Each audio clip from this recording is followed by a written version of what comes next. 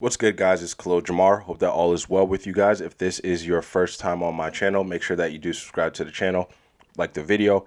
If this is not your first time on my channel, thank you for coming back. Came across this post, I think it was on Instagram, that talks about some of the fitness myths that are out there. You know, some of the things that we are taught are true or that are possible, but are really misconceptions. So there are 6 myths in this post, but I'm only going to be going over 3. And it's not necessarily that these myths are either true or false. It depends on a certain context. It depends on a certain circumstance for them to be true or false. So the first myth is that the transformation in 30 days myth. Now, I'm assuming that this post is saying it's not possible or it's very unlikely for you to change your body in 30 days, which I do not entirely agree with. I do think that it's possible to transform your body in 30 days if you have a workout program that is tailored to you and it's customized specifically for you and for your goals, as well as a meal or diet plan. While transformation is possible,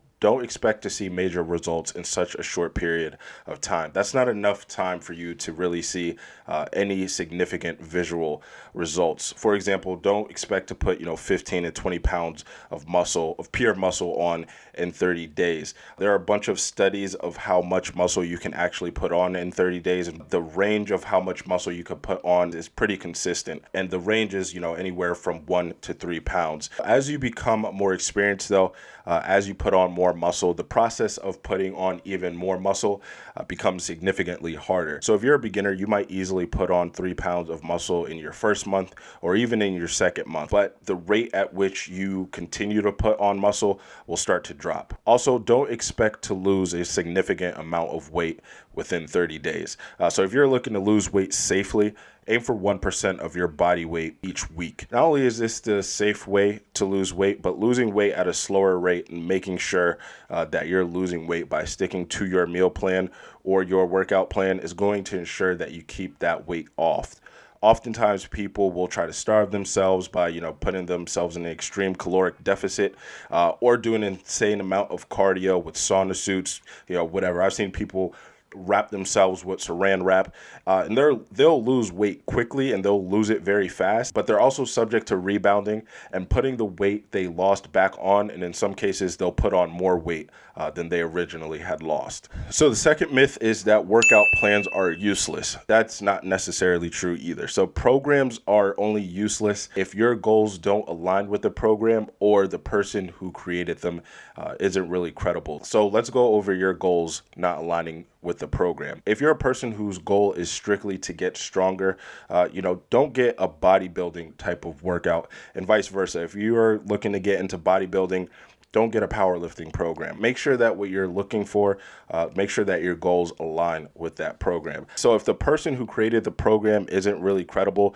so if there's nothing that really points to the person knowing what they're talking about, the program probably is going to be useless. If they don't have any proof of their own progress, whether it's them showing their own body transformation, or they showed you how they got to a certain performance level, or they don't have any type of testimonials, any visual proof or results of people who have tried their programs, their program is probably going to be garbage. Sometimes they can have some of these things and the program is still garbage. So when choosing a program, you do have to be very careful. Make sure that you're doing your research, and again, make sure that what you're looking for and what you're looking to do aligns with what the program is offering. The last myth I'm going to go over is that carbs make you fat. Now, this is true and false. It's true, and this applies with anything that you indulge in. If you have too much of it, in this case it's carbs, it can lead to you gaining unwanted weight or putting on fat. There's also different types of carbs. There are simple carbs and then there are complex carbs. Simple carbs are mostly made of sugar. These are the carbs that people tend to try and avoid. Some of the most common simple carbs are things such as raw sugar, brown sugar, corn syrup, high fructose corn syrup.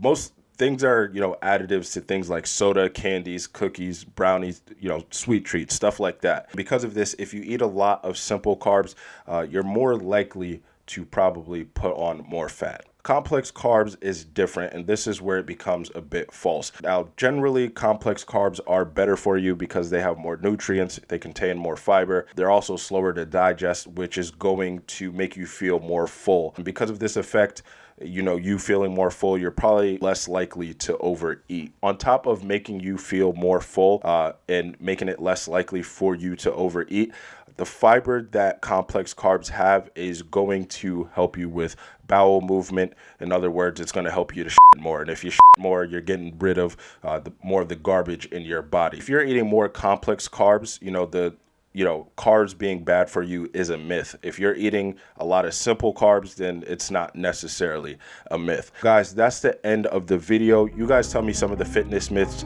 you've heard of. Is there anything in here that I missed? Definitely let me know in the comment section. Thank you guys for watching this video. Make sure that you subscribe to the channel, like the video. I'll see you guys later.